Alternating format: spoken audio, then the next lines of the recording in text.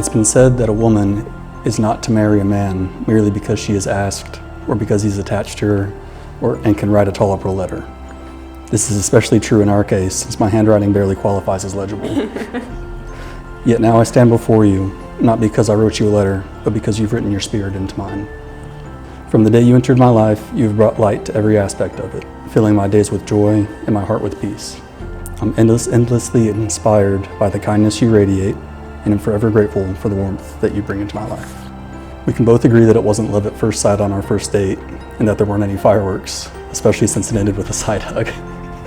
It was more of a familiar and quiet comfort, like coming home after being away for far too long. That feeling couldn't have been more right, because in you, I have found my best friend, my peace, and now my wife. So today, I pledge this to you, Haley. I will always be there to comfort you and care for you when you're sick, never judging when you want queso ruffles for dinner or want to spend all day together in bed watching movies. I will cook you the best of meals, always accompanied with dancing in our kitchen, and I'll do my best to try to scare you less with your cardboard cutout. But as for my dad jokes, they're here to stay. Lastly, I will love you with every fiber of my being until death takes my hand. And when it does, I will hold your hand with my other and seek you out in every lifetime, in every universe, forever. I have spent my life chasing after the kind of loves you find in books. The kind where the right words to say are easy to find, devotion is given freely, and cliches are plenty. I searched for Mr. Darcy in grocery store aisles. I looked for Heathcliff across parking lots and for Mr. Knightley at the movie theater.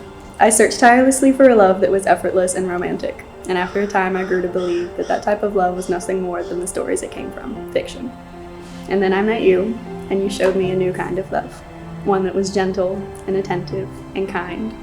The kind of love that would have put Mr. Darcy to shame. You taught me that true love can exist beyond the pages of a book and can be so much sweeter than I've ever imagined. You show me that love is not just something that I wanted, but something that I deserve and am truly worthy of. So thank you, Clint, for always holding my hand, always making me laugh, and never hesitating to answer, "Are you mad at me?"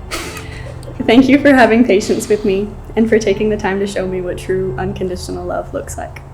Thank you for giving me words when I don't think there are any left, and for holding me in the silence when there truly are none. Thank you for bringing so much joy and light into my life, and for promising that I will never have to experience another day without it. I promise you that I will support you in your every endeavor. I will hold your hand in the tough times and cheer you on in the good. I promise that I can always be the comfort you can come home to, as well as ill-timed comedic relief. I know that I am not perfect, but I know that together we are. And I cannot express how grateful I am to know that in you, I found not only the love of my life, but my best friend. You taught me that happy endings start by happily living, and there's no one on this earth that I'd rather work towards that end with than you, my dear.